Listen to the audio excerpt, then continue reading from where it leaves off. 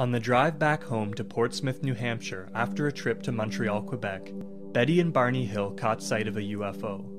The object followed them down the highway for some time before swooping in over top of their car, producing some strange noises, and suddenly disappearing.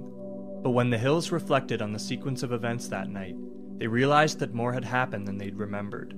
After undergoing hypnotherapy, the couple recovered memories of being taken aboard an extraterrestrial spaceship and subjected to intrusive medical examinations. This was the first widely publicized UFO case in modern history to involve so-called missing time, and it brought the subject of alien abduction to a world audience.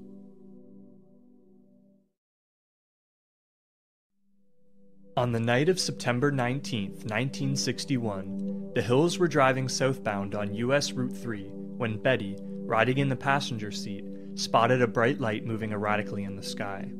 The couple watched the light for an extended period of time and twice stopped the car to look at it through binoculars. They could see that it was a physical craft flashing red, amber, and green-colored lights, and it seemed as though it were trying to attract their attention. At one point in the drive, the object came swooping down over top of the Hills' car. Barney slammed on the brakes, grabbed his binoculars, and stepped outside the vehicle. The craft had descended to less than 100 feet above their car, then jumped over to an adjacent field and sat above the treetops. Barney grabbed his handgun and cautiously moved towards the object.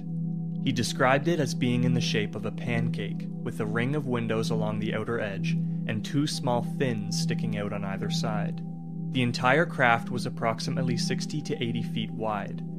Through his binoculars, Barney was able to see humanoid figures walking around behind blue-lit windows. He claimed that he then received some form of telepathic message instructing him to remain still.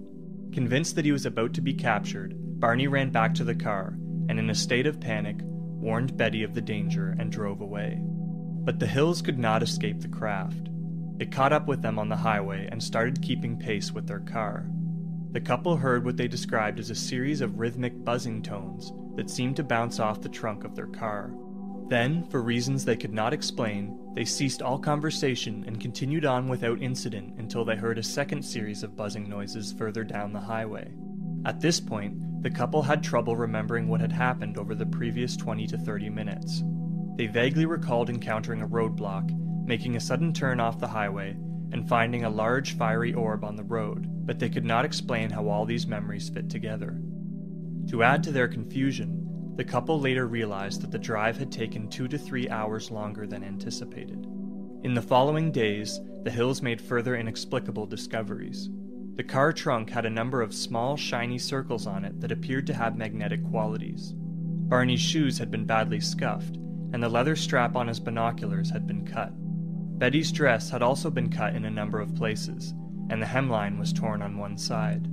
Most unusual was the fact that Barney had found an unnaturally symmetrical ring of warts on his groin. Soon, Betty began having dreams of being taken aboard an extraterrestrial spacecraft, and though he had always tried to put the encounter behind him, Barney began suffering extreme anxiety over his ongoing amnesia. He contacted a local psychiatrist, and with Betty's encouragement, inquired about the possibility of hypnotherapy. His psychiatrist referred him to the office of Dr. Benjamin Simon, a prominent hypnotherapist in Boston. Over the next 6 months, Dr. Simon conducted a series of individual hypnotic and therapeutic sessions with both Betty and Barney. Simon had no interest in UFO stories and did not believe in extraterrestrial visitations. He approached the situation with an extremely critical eye and took great pains to prevent details of one partner's recollections from influencing those of the other. After every session, he induced amnesia once again so that the Hills could not discuss their new memories with one another outside the therapy sessions. Neither of them were allowed to listen to anything that they had said under hypnosis until all the sessions had been completed. In the end, however, the Hills' stories were nearly identical. Their new memories began immediately after the Hills had heard the first set of buzzing noises.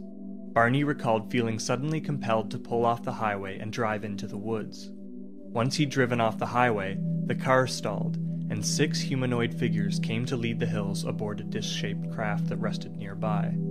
The Hills were both complacent for reasons that they could not explain. Once aboard, the beings led the Hills into separate rooms and laid them down on empty tables.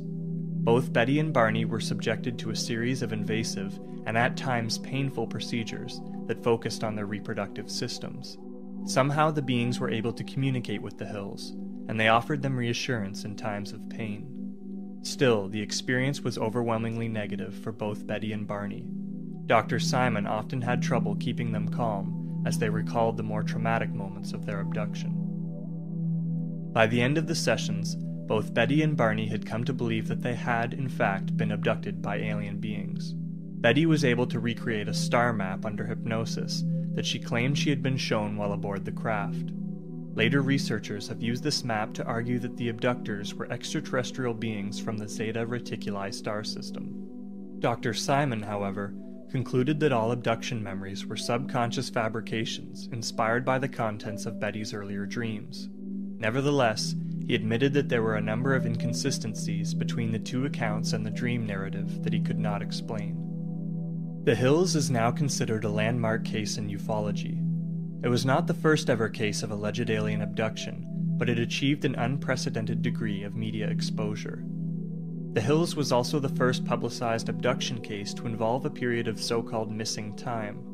Dr. Simon's pioneering work on the Hills taught ufologists that hypnotic regression, when used responsibly, could help to recover missing memories, diagnose cases of alien abduction, and mitigate patient trauma.